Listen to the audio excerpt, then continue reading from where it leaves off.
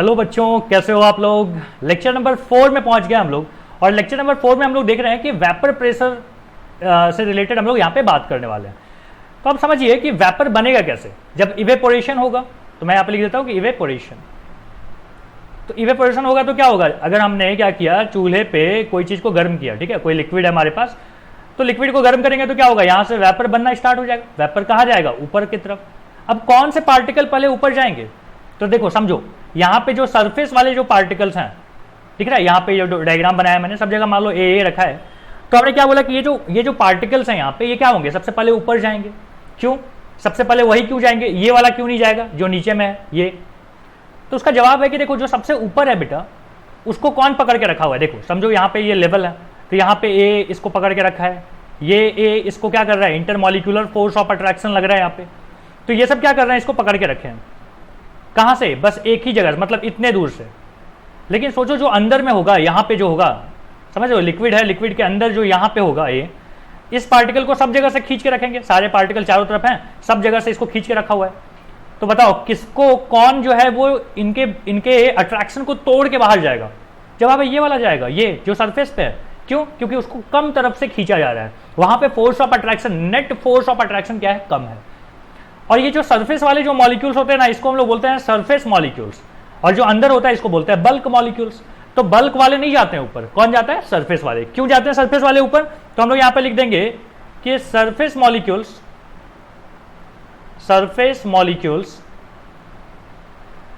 Experience less force of attraction, less force of intermolecular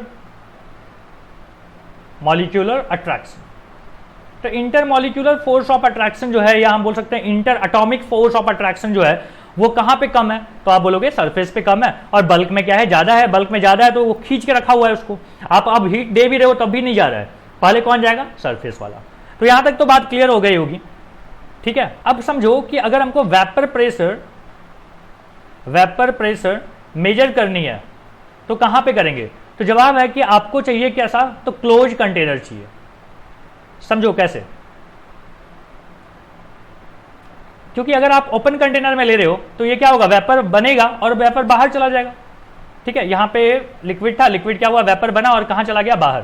अब आप pressure किसका major करोगे, तो कोई है ही नहीं यहां पे जो प्रेशर यहां पे क्रिएट कर रहा होगा। लेकिन अगर यही चीज यहां पे क्लोज होता और यहां तक लिक्विड है, हम इसको गर्म कर रहे हैं, तो क्या होगा, यहां पे वेपर का जो प्रेशर है, समझ लो, वेपर का जो प्रेशर है इस सरफेस पे, वो हम कैलकुलेट कर सकते हैं। प्रेशर कैसे कैलकुलेट किया जाता है, फोर्स अपॉन एरिया। तो फोर्स अपॉन एरिया से क्या करेंगे, हम प्रेशर कैलकुलेट कर लेंगे। तो जब भी आपको अगर वेपर प्रेशर कैलकुलेट करनी है तो आपको कैसा चाहिए, क्लोज कंटेनर चाहिए। यहां तक क्लियर है। चलो, अगर हम क्लोज कंटेनर ले लिए तो हमको क्या मिल गया, वेपर प्रेशर मिल गया। लेकिन समझिएगा कि वेपर प्रेशर हम किस टाइम पे कैलकुलेट करें। जैसे जैसे ही आप चूल्हा जलाओगे, धीरे धीरे वेपर बनना स्टार्ट हो जाएगा। तो आप क्या उस समय प्रेशर कैलकुलेट करोगे और वही वेपर प्रेशर होगा, जवाब है नहीं, उस समय नहीं। कब आपको करना है, तो जब इक्विलिब्रियम पहुंच जाए। At equilibrium the pressure of vapor in a closed container। Handwriting थोड़ी खराब हो गई है ना, चलो ठीक है, मैं डिक्टेट कर दे रहा हूं। बोलता है कि at equilibrium the pressure of the vapour in a close container is called vapour pressure. अच्छा, इक्विलिब्रियम कब आता है, थोड़ा सा इसके बारे में बात कर लें। हम बोल रहे हैं कि देखो, मान लीजिए ये क्लोज कंटेनर है, यहां से वेपर बन रहे होंगे और कभी और बहुत लेस अमाउंट में क्या हो रहा होगा, यहां से कंडेंस भी हो रहा होगा, कंडेंस होकर वापस क्या बन रहा होगा, लिक्विड बन जा रहा होगा। हम बोल रहे हैं कि तो रेट ऑफ कंडेंसेशन यहां पे क्या होगा, तो हम लिख देते हैं यहां पे कि rate of condensation is more. समझ लो, वेपर बन के उड़ रहा है ऊपर और कंडेंसेशन का रेट ज्यादा है, तो क्या हो रहा है, तुरंत जो है वो वापस क्या हो रहा है, लिक्विड में कन्वर्ट हो रहा है। बट जैसे जैसे समय गुजरेगा तो क्या हो जाएगा कि इसका कंडेंसेशन का जो रेट है वो स्लो हो जाएगा और वेपराइजेशन जो है वो क्या हो जाएगा, तेज हो जाएगा। अब अगर ये तेज हो गया, एक टाइम आएगा जब दोनों बराबर हो जाएंगे। मतलब धीरे धीरे क्या हो रहा है कि पहले कंडेंसेशन धीरे था और मतलब पहले कंडेंसेशन ज़्यादा था और इवोपोरेशन का जो रेट था या वेपराइजेशन का जो रेट था वो क्या था, कम था। बाद में क्या हुआ कि वेपराइजेशन बढ़ने लग गया और कंडेंसेशन जो है वो डिक्रीज होने लग गया। होते होते होते एक ऐसा समय आया जब rate of vaporisation is equal to क्या हो जाएगा, तो रेट ऑफ कंडेंसेशन। और इसी बात को ना अपन बोलते हैं कि इक्विलिब्रियम अचीव हो गया है, और इसी की बात हम लोग यहाँ पे कर रहे हैं। अब इस टाइम पे क्लोज वेसल के अंदर अगर आप प्रेशर चेक करो, प्रेशर अगर आप कैलकुलेट कर पाते हो तो that pressure is called vapour pressure. Clear है ये बात? अब अपने पास जो नेक्स्ट टॉपिक है ना, ये है कि factors on which vapour pressure depends. यहां लिख देते हैं कि factors on which vapour pressure depends. किन किन बातों पे वेपर प्रेशर डिपेंड करता है? तो सबसे पहला चीज है कि भाई टेम्परेचर पे, जितना ज्यादा आप टेम्परेचर देंगे उतना ज्यादा क्या होगा, वेपर बनेगा, और जितना ज्यादा वेपर बनेगा उतना ज्यादा वेपर प्रेशर होगा। तो हम बोलेंगे कि टेम्परेचर पे, तो हम लिख देते हैं कि एज द टेम्परेचर इंक्रीजेज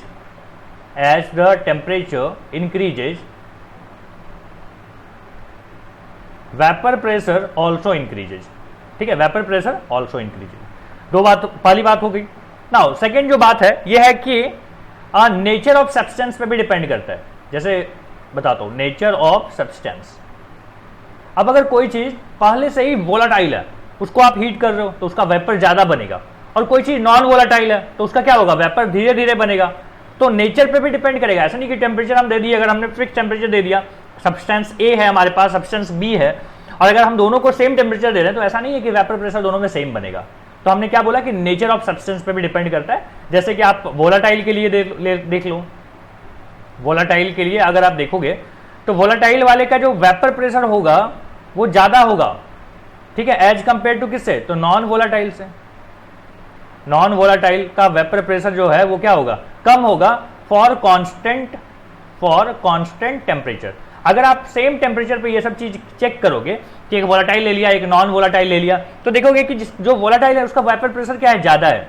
अब वोलाटाइल कौन कौन है, तो जैसे हमने ले लिया कि इथेनॉल, ये क्या है, वोलाटाइल है। आप थोड़ा सा गर्म करो, ये खूब सारा वेपर देगा, खूब सारा वेपर देगा तो वेपर प्रेशर भी ज्यादा होगा। क्लियर? नाउ इसी में हम ऐसा बोल सकते हैं कि वेपर प्रेशर जो होता है ना वो इनवर्सली प्रोपोर्शनल होता है। किससे? तो हम बोलेंगे force of attraction between molecules. Force of attraction between molecules.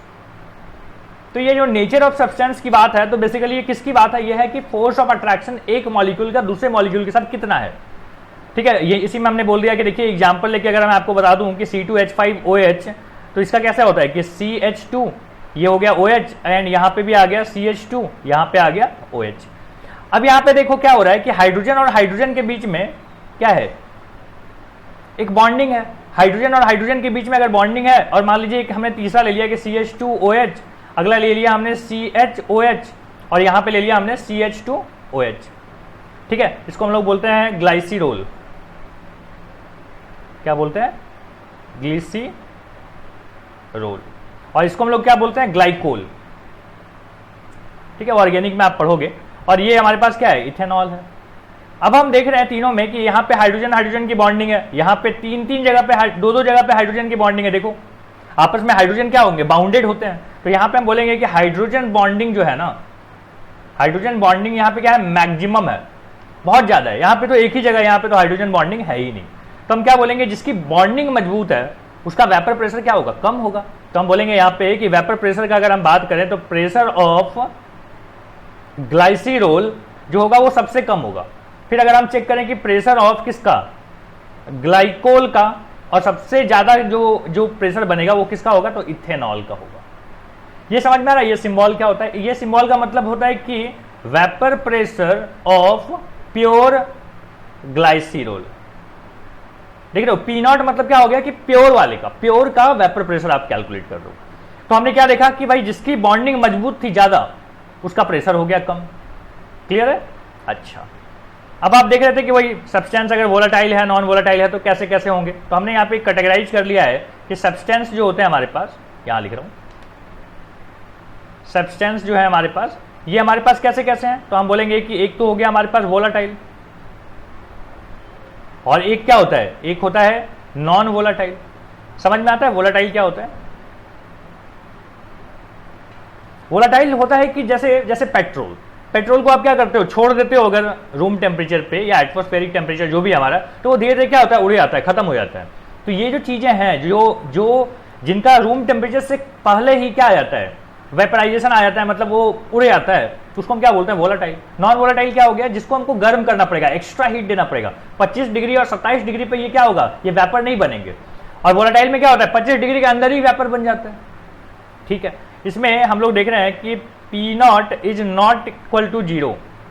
यहाँ पे जो P0 होता है वो 0 नहीं होता है, और यहाँ पे क्या होता है, P0 is equal to 0 at room temperature, at room temperature.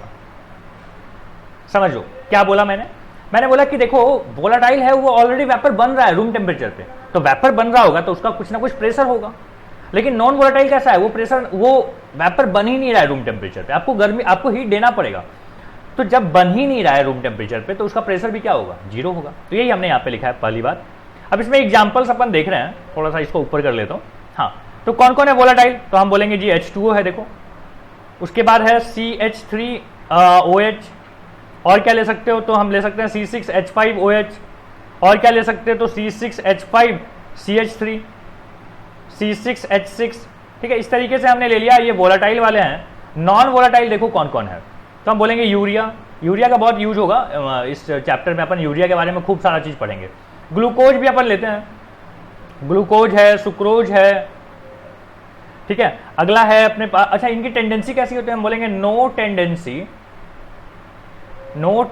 To evaporate.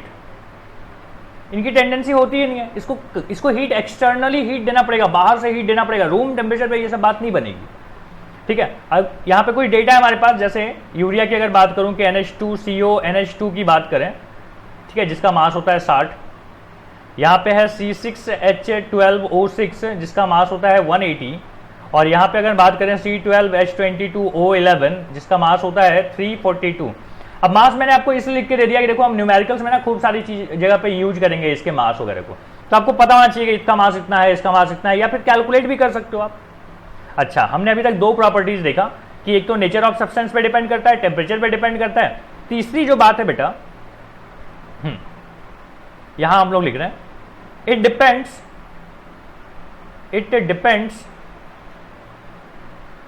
Do not depend. ठीक है, it do not depends on the size of container. Size of container से मतलब ही नहीं है,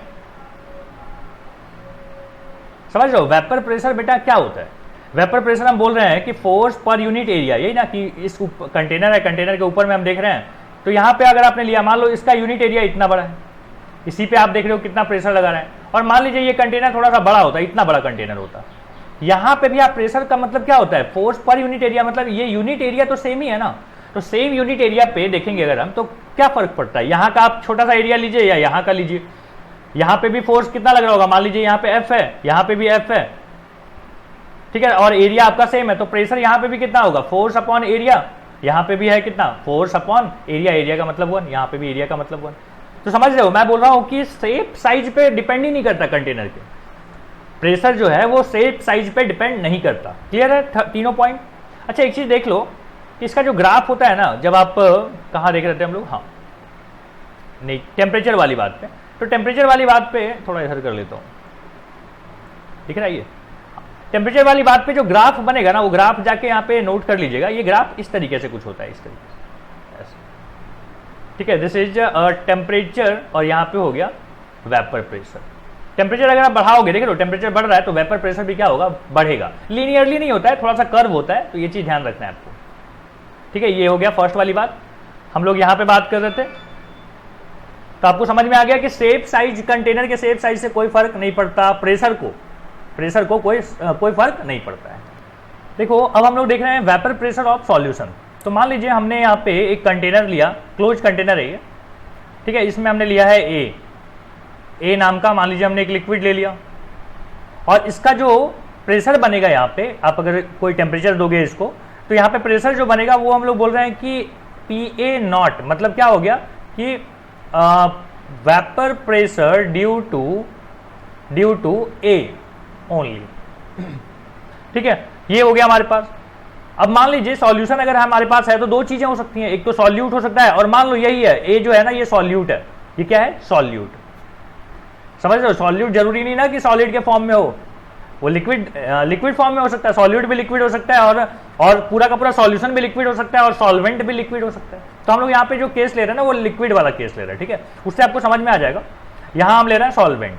सॉल्वेंट मान लीजिए हमारे पास बी है, ये भी क्लोज कंटेनर में हमने लिया, क्लोज कंटेनर में लिया, इसको हम बोल रहे हैं कि बी। ठीक है, और यहाँ पे जो प्रेशर बनेगा, ये जो प्रेशर यहाँ पे बन रहा है ये हो गया अपना पी नॉट बी।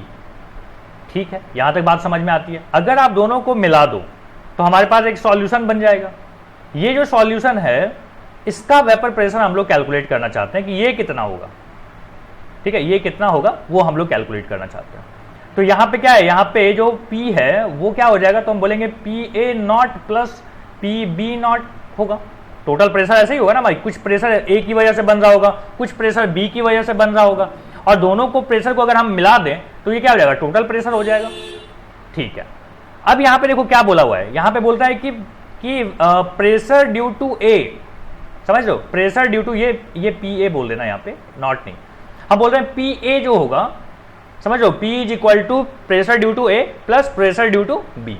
अब ये जो पी ए होगा ये कितना होगा, तो बोलता है कि ये होगा this is directly proportional to P A जो होता है ए की वजह से जो प्रेशर बनेगा किसमें, सॉल्यूशन में, वो डायरेक्टली प्रोपोर्शनल किसके होगा, तो बोलता है कि मोल फ्रैक्शन ऑफ ए। ठीक है, और दूसरी चीज क्या बोला हुआ है कि बी की वजह से जो प्रेशर बनेगा सॉल्यूशन के अंदर वो डायरेक्टली प्रोपोर्शनल होगा उसके मोल फ्रैक्शन से। बोलो बात समझ में आ रही है क्या बोल रहा हूं? मैं बोल रहा हूं कि अगर आपने सॉल्यूशन बना लिया, ए को मिला लिया, ए और बी को दोनों को मिला लिया और दोनों को फिर क्या कर लिया आपने, क्लोज कंटेनर के अंदर रखा सेम टेम्परेचर पे, टेम्परेचर यहां पे हर जगह क्या है, सेम है, ये क्लोज कंटेनर है। तो आप देखोगे कि भैया इसकी वजह से इसका जो सॉल्यूशन बन गया है इसकी वजह से टोटल जो प्रेशर होगा वो कितना होगा, तो आप बोलोगे प्रेशर किसकी वजह से हो रहा है, ए की वजह से और बी की वजह से। तो हम बोलेंगे कि P A plus P B, not नहीं है ये, नॉट वाला प्योर के फॉर्म में होता था, यहाँ पे तो क्या हो रहा है कि यहाँ पे हमने सॉल्यूशन लिया है तो यहाँ पे नॉट नहीं होगा, मतलब प्योर वाली बात ही नहीं है। तो हम क्या बोलेंगे कि P इज इक्वल टू होता है P A plus P B. और ध्यान रहे कि pressure due to A, pressure कौन सा, vapour pressure due to A जो होगा वो डायरेक्टली प्रोपोर्शनल होगा उसके मोल फ्रैक्शन की, उसका मोल फ्रैक्शन, और बी की वजह से जो होगा वो क्या होगा, तो बोलेंगे वो भी मोल फ्रैक्शन किसका, बी का। ये और इसी को बोलते हैं रॉल्ट्स लॉ। ठीक है, रॉल्ट्स लॉ। तो रॉल्ट्स लॉ हम लोग को क्या बताता है, बोलता है कि एक सॉल्यूशन के अंदर ए का जो प्रेशर है, P of A, pressure of A, दो अब मान लीजिए हमने लिया है, दो चीजों का हमने मिक्सचर ले लिया, तो हम दोनों चीजों का अगर मिक्सचर ले रहे हैं जिसमें एक सॉल्यूट है एक सॉल्वेंट है, तो हम बोलेंगे कि दोनों की वजह से जो प्रेशर होगा सॉल्यूशन का वो कैसा होगा, तो बोलेंगे कि प्रेशर ड्यू टू ए जो होगा वो डायरेक्टली प्रोपोर्शनल टू होगा उसका mole fraction, pressure due to B जो होगा बी पार्ट वो कैसा होगा, तो वो होगा mole fraction of B part. Clear है ये चीज? अब यहां तक आपको बात समझ में आई, और इसी को बोलते हैं हम लोग रॉल्ट्स लॉ। रॉल्ट्स लॉ का हम लोग एक बार स्टेटमेंट देख लेते हैं, देखते हैं कि उन्होंने क्या बोला हुआ है। वैसे रॉल्ट्स लॉ, ठीक है, रॉल्ट्स लॉ बोलता है हम लोग को कि in a solution the partial pressure, समझ रहे हो, ये जो पी ए है ये क्या है, पार्शियल प्रेशर किसका, ए का, और ये क्या है, पार्शियल प्रेशर ऑफ बी। तो हम बोल रहे हैं the partial pressure in a solution, the partial pressure of each components is directly proportional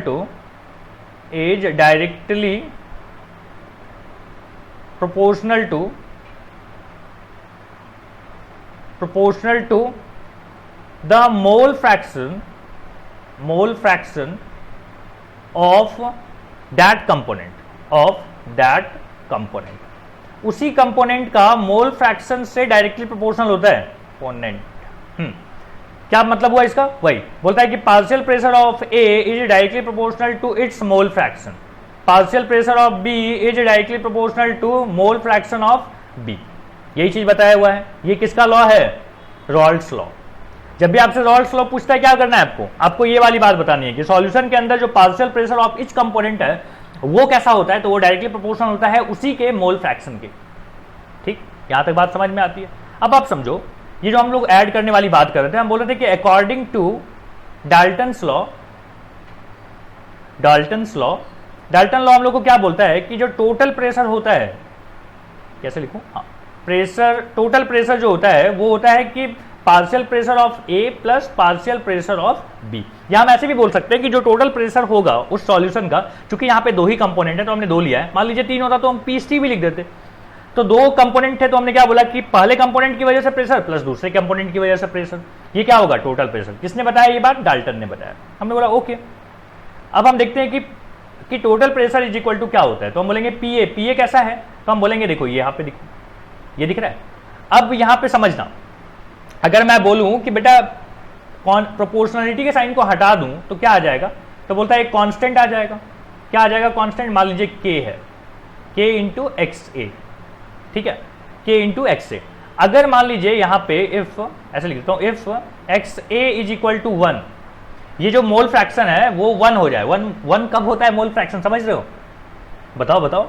mole fraction 1 मतलब खाली यही है, एक सॉल्यूशन के अंदर केवल ए है। मोल फ्रैक्शन 1 कब होता है, समझ रहे हो। मोल फ्रैक्शन हमेशा मिक्सचर का 1 से छोटा होता है, लेकिन अगर 1 के बराबर आ जाए तो हम बोलेंगे मिक्सचर है ही नहीं, वो खाली ए है वहां पे। तो अगर केवल ए है, यहां लिख देता हूं कि that means only A is present in solution, केवल ए प्रेजेंट हो सॉल्यूशन में। तो एक्स ए की वैल्यू कितनी हो गई, 1। तो अगर मैं यहां पे बोलूं कि P A is equal to क्या हो जाएगा, के। और ध्यान रहे जब x की वैल्यू 1 होगी तो मतलब अगर प्योर रहेगा तो क्या मैं ऐसा लिख दूं कि k is equal to P not, समझ लो। ये हो गया बेटा कितना, 1। अगर ये 1 होगा तो ये कैसा होगा, मतलब प्योर वाली बात आ जाएगी। और प्योर के लिए हम क्या लगाते हैं, ए नॉट लगाते हैं, मतलब k की वैल्यू क्या है, ए नॉट।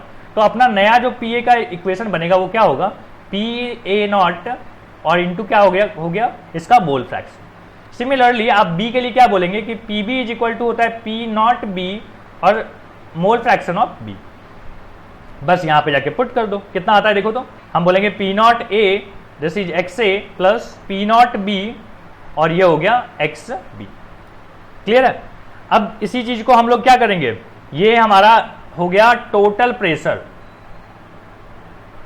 तो हमने कौन कौन से नियम यहां पे पुट किया है, हम यहां पे यूज किए हैं रॉल्स लॉ, और कौन सा यूज किया है हमने, डाल्टन लॉ। दोनों लॉ को यूज करके हमने यहां पे क्या बनाया, हमने बनाया एक इक्वेशन। ये इक्वेशन अपने को बहुत काम आने वाली है, कहीं पे लिख लीजिए इस चीज को, और कहीं पे ये भी लिख लीजिएगा कि ये पी नॉट ए क्या होता है, पी नॉट ए होता है P not A and P not be. हाँ ये क्या होता है, तो हम बोलेंगे कि vapour pressure of pure substance, ठीक है, vapour pressure of pure substance. किसका किसका, तो ये ए का हो गया, ये बी का हो गया। अच्छा ये निकालते कैसे हैं, तो हम इसका जवाब है कि भाई ये एक्सपेरिमेंटली निकाला जाता है। हम बोलेंगे एक्सपेरिमेंटली डिटरमाइन, ठीक है, एक्सपेरिमेंटली इस चीज को डिटरमाइन किया जाता है। हाँ इसका एक्सप्लेनेशन जो है ना वो हम लोग थ्योरी में देते हैं, बट पहले प्रैक्टिकल की जाती है, एक्सपेरिमेंटली देखा जाता है कि ये वैल्यू आई है, फिर अब ढूंढा जाता है कि भाई इसका जवाब क्या है, क्यों इसका प्रेशर ज्यादा आया होगा, क्यों किसी चीज का प्रेशर कम आया होगा, तो वो तो हम लोग थ्योरी से इसका जवाब देते हैं। तो आपको समझ में आ गया कि पी ए नॉट जो है मतलब प्योर वाले का जो वेपर प्रेशर होता है वो एक्सपेरिमेंटली फाइंड की जाती है। क्लियर। तो ये इक्वेशन आपको ध्यान रखना है, रॉल्स लॉ आपसे पूछेगा कोई तो आपको बता देनी है। चलिए हो गया यहां तक, कीजिए आप कॉपी। एक क्वेश्चन मैं आपको देता हूं। क्वेश्चन है कि इफ 0.78 ग्राम ऑफ बेंजीन कैसा C6H6 एंड और क्या दिया हुआ है 0.92 ग्राम ऑफ टूलीन, ठीक है, ये भी दिया हुआ है C6H5 और यहां पे क्या आ जाएगा CH3 दिया हुआ है अपने को। तो अब बोलता है क्या करना है हमको, तो बोलता है find partial pressure of both, दोनों का हमको पार्शियल प्रेशर बता दो। और सेकंड क्या बोलता है, तो हमको बोलता है कि टोटल वेपर प्रेशर भी हमको बता दीजिए। बोलो कर पाओगे, कोई दिक्कत तो नहीं है। कहीं पे एक वैल्यू दे देता हूं, पी नॉट ऑफ बेंजीन अपने को दिया हुआ है क्योंकि जरूरत पड़ेगी ना पी नॉट की, तो ये होता है 400 mm ऑफ Hg। और एक चीज दिया हुआ है कि पी नॉट ऑफ किसका आ गया, टूलीन का, पी नॉट ऑफ टूलीन दिया हुआ है 200 mm ऑफ Hg। दोनों वैल्यू अपने को दी हुई है, आपको क्या करना है, पार्शियल प्रेशर कैलकुलेट करना है। चलो यहाँ पे वीडियो को रोक के ना आप कैलकुलेट करो, पहले कैलकुलेट करो और मुझे बताओ कि आपका आंसर मैच कर रहा है कि नहीं। बड़ा छोटा सा सवाल है, बड़ा इजी सा है, ठीक है, कुछ नहीं, फॉर्मूला यूज करनी है। हो गया, वीडियो को रोको, करो सॉल्व। देखो अब हम लोग क्या देख रहे हैं कि हम लोग देख रहे हैं कि P A is equal to क्या होगा, तो हम बोलेंगे P naught of A into जाई ऑफ ए। मतलब जाई ऑफ ए मतलब क्या होता है, मोल फ्रैक्शन। अच्छा, तो मोल फ्रैक्शन तो पता ही नहीं है, तो हम एक काम करते हैं, पहले ना हम बेंजीन का मोल निकाल लेते हैं। ठीक है, बेंजीन का मोल निकालते हैं। तो बेंजीन का मास कितना दिया हुआ है, 0.78। मोलर मास इसका कितना हो जाएगा देखो, तो हम बोल रहे हैं कार्बन का कितना होता है 12, तो 12 6 जा 72 प्लस यहाँ पे कितना आ गया 6, तो ये हो गया 78। अब आप देखो ये कट के हो जाएगा 0.01, इसका इतना मोल आ रहा है।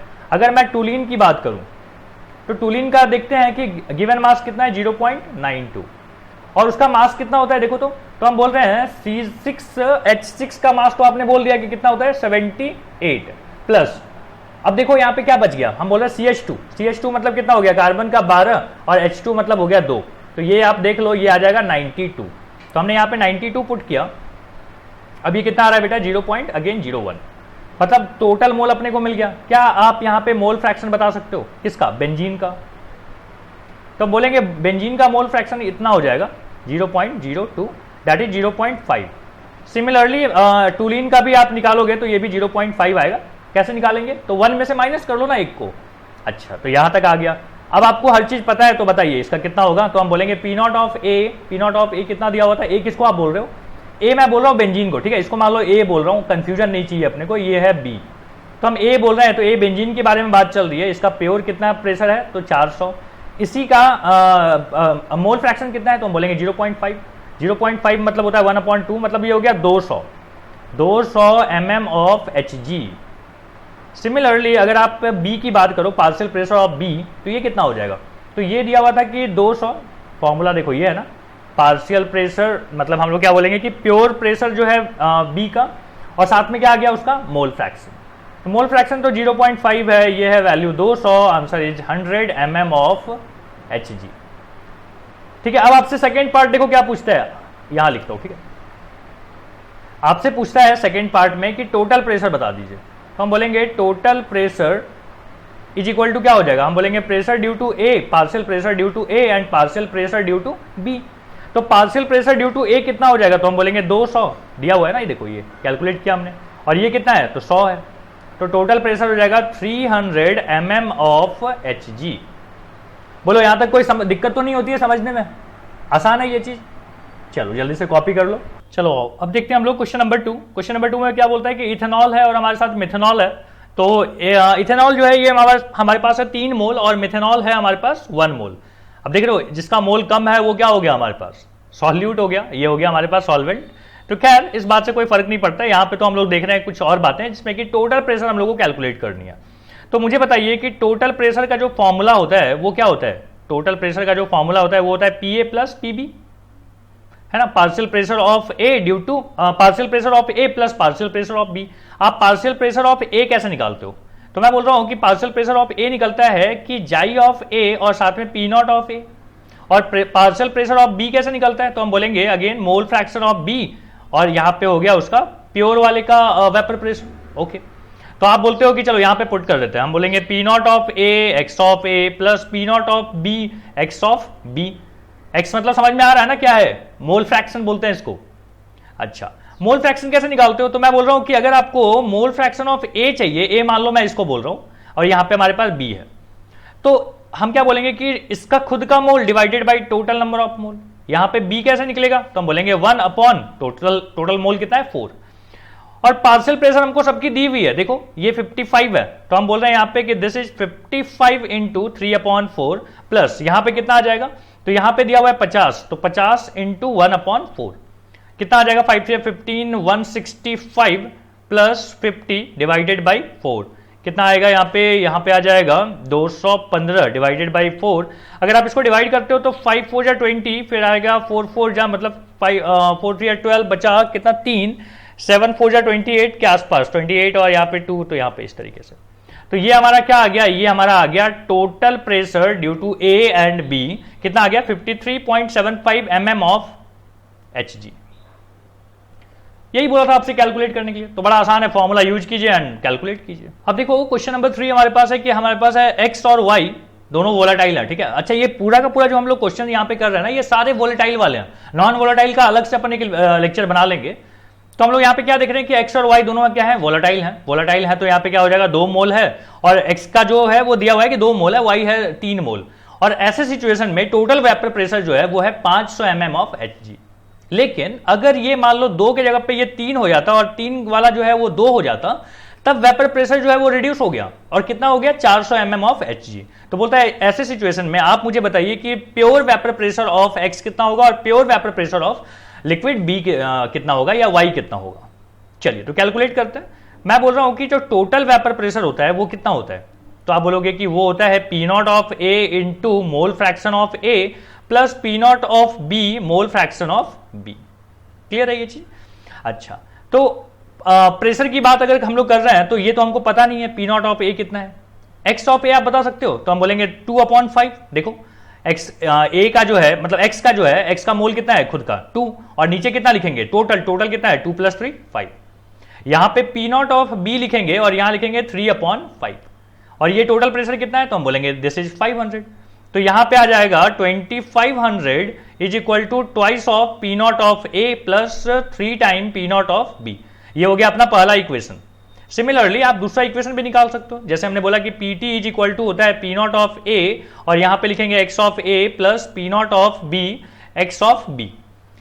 तो ये कितना आ जाएगा, ये आ जाएगा 3/5 और P नॉट ऑफ A तो आपको पता नहीं है, यहां पे बोलेंगे P naught of B this is 2/5, 5 लिख दीजिए 3 लिख दिया था, ये है कितना 400। तो ये हो गया अपने पास कि 5 को 20, 2 0 लगा दीजिए, यहाँ पे आया 3 P naught of A plus 2 P naught of B। ये हो गया अपने पास सेकेंड इक्वेशन। क्या आप लीनियर इक्वेशन इन 2 वेरिएबल पढ़े हो, तो क्या हम दोनों को कैलकुलेट नहीं कर सकते? बिल्कुल कर सकते हैं। तो कैसे आ जाएगा बताइए, तो मैं बोल रहा हूं कि एक बार दोनों को ऐड कर दो, ऐड करने पे कितना आता है 4500, और यहां पे आ जाएगा अगर आप ऐड करोगे तो पता है ना ये सब बातें, 5 P naught of A plus 5 P naught of B। ठीक है, ये अपने पास तीसरा इक्वेशन है। चौथा कैसा आ जाएगा, तो इसी को माइनस कर लो, मान लीजिए फर्स्ट में से सेकंड को माइनस कर रहा हूं, तो ये आ जाएगा 500, और यहां पे अगर आप माइनस करोगे फर्स्ट में से सेकंड को तो ये आ जाएगा P naught of A minus P naught of B। ठीक है, ये हो गया फोर्थ। अब आप इसको कैलकुलेट कर सकते हो, एक काम करें 5 से मल्टीप्लाई कर लेते हैं। 5 से मल्टीप्लाई करेंगे तो क्या आ जाएगा, देखो ये दोनों कट जाएंगे, 5 हो जाएगा। यहाँ पे 5 कितना हो जाएगा 10 P नॉट ऑफ A आ जाएगा, और यहाँ पे आ गया 5 5 25 आ जाएगा, तो यहाँ पे आ जाएगा 70 मतलब 7000। सो P नॉट ऑफ A आ जाएगा बेटा यहाँ पे 700। अब सोचो P नॉट ऑफ A अगर अपने पास आ गया 700, ठीक है, तो P नॉट ऑफ B कितना हो जाएगा, हम बोलेंगे P नॉट ऑफ B अगर आपको चाहिए तो आप निकाल लो कि कितना, ये इधर गया ये इधर आया, मतलब आ गया P naught of A minus 500। देख रहे हो, तो यहां पे P नॉट ऑफ B कितना आ जाएगा, तो हम बोलेंगे दिस इज 650। कैसे 700 माइनस 50, तो यही आना चाहिए। देख लेते हैं एक बार कैलकुलेट करके। अच्छा ओके ओके ओके, कुछ गड़बड़ हो गया है क्या, चलो एक बार दोबारा कर लो। ठीक है, ये अपने पास आ रहा है कि PA minus PB is equal to है 500। अच्छा 500 माइनस करना है ना, ओहो 700 माइनस 500 ना, मैंने 50 माइनस कर लिया था, कितना आ गया ये 200, और यही हम लोग को चाहिए था mm ऑफ Hg। बोलो यहां तक क्लियर है, P ऑफ B हमने निकाल लिया। बहुत अच्छा, question number 3 over. Now question number 4। अब देखिए हमारे पास है क्वेश्चन नंबर 4। क्वेश्चन नंबर 4 में बोलता है कि इथेनॉल और मिथेनॉल को हमने मिक्स किया है। इथेनॉल का जो मास है वो दिया हुआ है 0.92 और मिथेनॉल का मास हमारे पास दिया हुआ है 0.32 ग्राम। ये सब चीजें दी हुई हैं, और आपको उसका प्योर वेपर प्रेशर भी दिया हुआ है। इथेनॉल का दिया हुआ है 55 mm ऑफ Hg, और अपने को दिया हुआ है कि pure vapour pressure of methanol भी दिया हुआ है जो कि है 50 mm ऑफ Hg। इतनी चीजें आपको दी हुई हैं। अब बोलता है कैलकुलेट करके हमको बताइए कि Pe एंड Pm कितना होगा। चलिए पहले Pe निकालते हैं। Pe निकालने के लिए आपको क्या करना पड़ेगा, तो आप बोलेंगे कि उसका प्योर वाला जो वेपर प्रेशर है वो into mole fraction of E। अब मोल फ्रैक्शन ऑफ E कैसे मिलेगा, तो देखो सबसे पहले तो आप मोल निकाल लो। चलो पहले यहां पे मोल निकालते हैं। तो इथेनॉल का मोल कितना आ जाएगा, तो इथेनॉल का मास आपको याद है C2H5OH अपन बात करते हैं, तो C2H5OH का मास कितना होगा, C2H5OH कार्बन का होता है 12, तो ये हो गया 24, यहाँ पे आ गया 5, यहाँ पे ऑक्सीजन हो गया 16 और यहाँ पे 1, कितना आ जाएगा, ये हो गया 40 और ये हो गया 46, ठीक है। दिया हुआ है कितना है 0.9, given mass by molar mass कितना आ गया इतना, तो ये आता है 2, मतलब 0.02 आ जाएगा, 0.02 ये मोल मिल गया। अच्छा अगर मैं बोलूं कि मिथेनॉल का कितना होगा तो आप इसका भी कैलकुलेट कर लीजिए, दिया हुआ है अपने को 0.32 और मिथेनॉल का मास कितना होता है, तो हम बोलेंगे CH3OH का मास कैलकुलेट करना है हमको, तो कितना आ जाएगा, यहाँ पे कार्बन का होता है 12, ऑक्सीजन का हो गया 3, हाइड्रोजन का हो गया यहाँ पे 3 क्योंकि 3 है, ऑक्सीजन हो गया यहाँ पे 16 और यहाँ पे 1। अब आप कैलकुलेट कर रहे हो, ठीक है, तो ये आ गया 20 एंड 32, तो दिस इज 32, तो यहाँ पे कितना आ गया 0.01। अब आपको क्या चाहिए, मोल फ्रैक्शन चाहिए, तो मोल फ्रैक्शन बताओ कितना होगा किसका, तो ये है इथेनॉल का, इथेनॉल का खुद का कितना है 0.02, टोटल कितना हो गया 0.03, मतलब 2/3। चलो अगले लाइन में लिखेंगे, और अपने को ये भी दिया हुआ है कि दिस इज 55, तो आप यहां से इस चीज को कैलकुलेट कर सकते हो, समझ रहे हो ना कि हो जाए कि नहीं होगा। 110 डिवाइडेड बाई 3, ये अपना क्या आ रहा है, यहां पे लाइन खींच देता हूं, ठीक है, तो ये आ गया PE। सिमिलरली आप क्या कैलकुलेट कर सकते हैं, हम कैलकुलेट कर सकते हैं PM कितना होगा, तो चलो यहां पे करते हैं कैलकुलेट कि PM कितना होगा, तो PM आप बोलोगे कि P ऑफ M मिथेनॉल, ये हो जाएगा उसका खुद का प्योर वाले का, और उसका मोल फ्रैक्शन कितना है उसका, तो 1/3 है। ये वैल्यू अपने को दी हुई थी, कितना दिया हुआ था, ये वैल्यू थोड़ा ऊपर जाते हैं, हाँ 50 दिया हुआ था, तो हमने यहां पे लिख दिया कि 50 इंटू 1/3 कितना आ जाएगा 16 अच्छा 50/3 रहने दो, ठीक है, 50/3 क्या मिल गया हमको, P ऑफ M मिल गया, P ऑफ E मिल गया। अब आपसे पूछा है टोटल बता दीजिए, तो हम बोलेंगे P ऑफ टोटल कितना हो जाएगा, तो ये हो जाएगा 110/3 और ये हो जाएगा 50/3। ऐसा ही होता है ना, फॉर्मूला याद है क्या होता है दोनों का, यहां देखो यहां लिख देता हूं, P of E plus P of M, दोनों को ऐड करेंगे तो कितना आएगा 165 डिवाइडेड बाई 3, अगर आप इसको डेसिमल में लाना चाहते हो तो 5 3 15, 5 3 15, सो 55 mm ऑफ Hg, कितना आ गया 55। अच्छा यहाँ पे कैलकुलेशन एरर है ना, अच्छा ये 160 है बेटा, ओके, तो 5 3 15 बचा 1, यहाँ पे 53 पॉइंट समथिंग आएगा, इसको कैलकुलेट कर लेना कितना आएगा 53.33 mm ऑफ Hg, ठीक है, तो टोटल भी मिल गया आपको।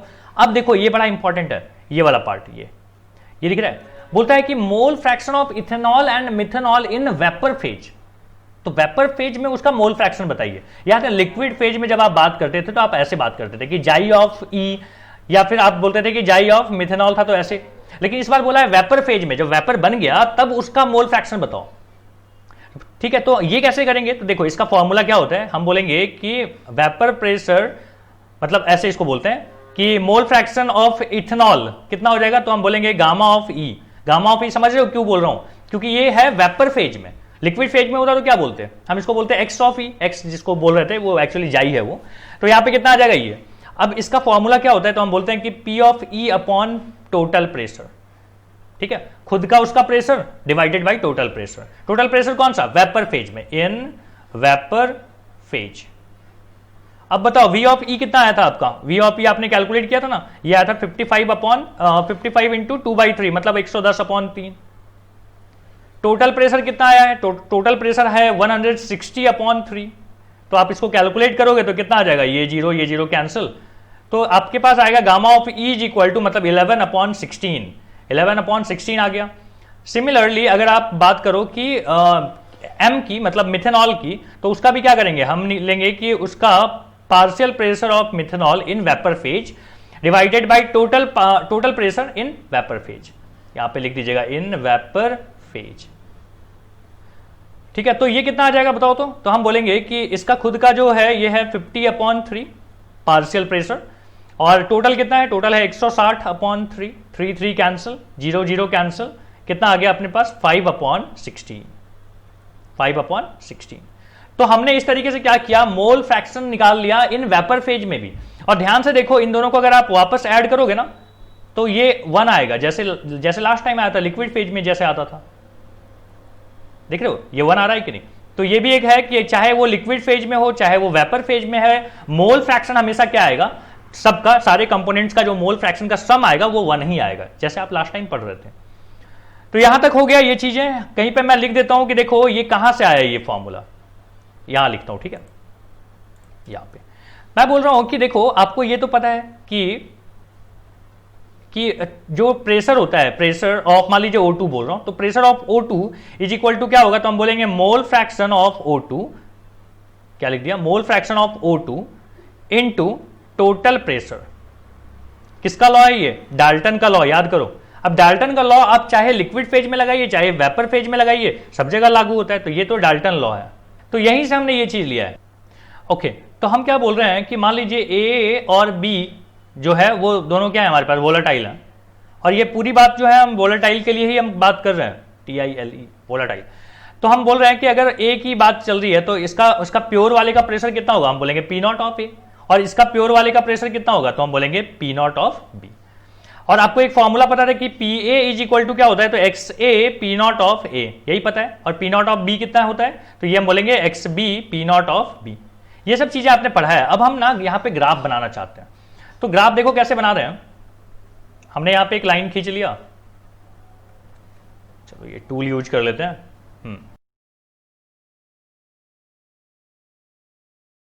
तो ये हमारे पास क्या है, देखो यहां पे मैं बोल रहा हूं कि दिस इज प्योर ए, और यहां पे क्या है हमारे पास, तो this is pure B. Pure A और प्योर बी है। आपको पता है प्योर ए अगर है तो उसका XA की वैल्यू कितनी हो जाएगी 1, और XB कितना हो जाएगा, मोल फ्रैक्शन ऑफ बी कितना हो जाएगा 0, क्योंकि प्योर है ये। अच्छा प्योर बी है तो हम बोलेंगे XB यहां पे हो जाएगा 1, और यहां पे XB ए की जो वैल्यू होगी वो कितनी होगी 0। यहां तक क्लियर है। अच्छा अगर ये प्योर है तो इसका प्रेशर कितना होगा, तो हम बोलेंगे कि इसका प्रेशर मान लीजिए यहां पे ले रहा हूं कि this is P naught of A है, ठीक है। अब जैसे जैसे हम मिक्स करते जाएंगे, समझ लो, जैसे जैसे हम मिक्स करते जाएंगे तो इसका जो खुद का जो प्रेशर है बेटा वो क्या होगा, वो रिड्यूस होने लग जाएगा। रिड्यूस होता हुआ कहां जाएगा, तो मैं बोल रहा हूं कि ऐसे करके रिड्यूस होता हुआ ए का प्रेशर धीरे धीरे क्या हो जाएगा, जब हम बी की तरफ अप्रोच करेंगे, समझ लो कि एक तरफ ए है एक तरफ बी है, अब ए से बी की तरफ जा रहा हूं, मतलब बी का कॉन्सेंट्रेशन धीरे धीरे बढ़ रहा है और ए का धीरे धीरे क्या हो रहा है, कम हो रहा है। जब ए का कॉन्सेंट्रेशन धीरे धीरे कम होगा तो उसका प्रेशर भी क्या होगा, कम होगा कि नहीं। तो ये चीज क्या हो गया, तो ये ग्राफ इस तरीके से स्लैंट आ गया। अच्छा मान लीजिए बी का प्रेशर कुछ और था, मान लीजिए यहां पे ले रहा हूं कि this is P naught of B. जैसे जैसे हम मिक्सिंग करना स्टार्ट करेंगे, मतलब जैसे जैसे ए का जो कंपोनेंट वाला, जैसे जैसे ए पार्ट उसमें मिक्स करते जाओगे वैसे वैसे उसका प्रेशर क्या होगा, कम होते जाएगा। और किसका बढ़ते जाएगा, तो हम बोलेंगे ए का बढ़ते जाएगा। तो खैर ये दोनों का अगर हम ग्राफ देखें तो ये ऐसा ग्राफ दिखाई देता है, ठीक है। इसको मिटाना पड़ेगा।